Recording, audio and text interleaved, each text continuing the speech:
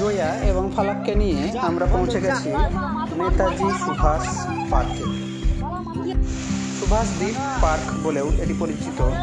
রঘুনাথগঞ্জের ভাগীরথী নদীর একদম তীরে রয়েছে এই পার্কটি। বাচ্চাদের কিছুক্ষণ সময় কাটানোর জন্য খুব সুন্দর একটি জায়গা, যেখানে রয়েছে একদম বনের ন্যায় পরিবেশ, রয়েছে হাতির কিছু স্ট্যাচু, বেশ কিছু প্রাণীর এখানে স্ট্যাচু বানানো হয়েছে।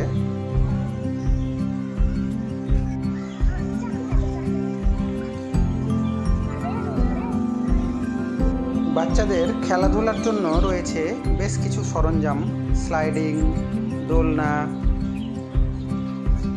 সুইং, বেশ কিছু জিনিস এখানে রয়েছে, যেখানে আপনার বাচ্চাকে নিয়ে এলে তারা বেশ কিছুক্ষণ সময় কাটিয়ে যেতে পারবে। আমরা বিকেল এখানে পৌঁছে গেছি।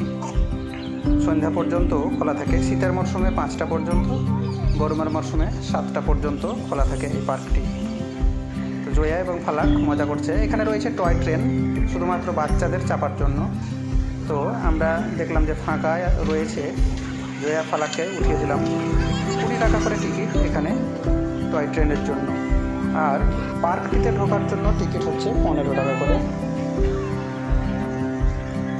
বেশ কিছুক্ষণ ওরা জয়া ফালাককে রাইড করালো টয় ট্রেনে। তারপরে আমরা ধীরে ধীরে বেরিয়ে এলাম পার্ক থেকে। আমরা পার্ক থেকে বেরিয়েই জয়া ফালাক খিদে লেগেছে বলছিল, তাই পৌঁছে গেছি ওয়ান বাইট নামে একটি বেশ ভালো রেস্টুরেন্টে।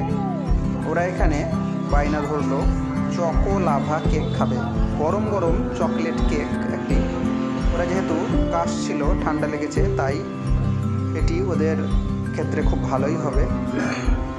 মজা করে ওরা দুজনে খেলো, আর আমি একটি খেলাম কফি। তো বাই বাই সবাইকে।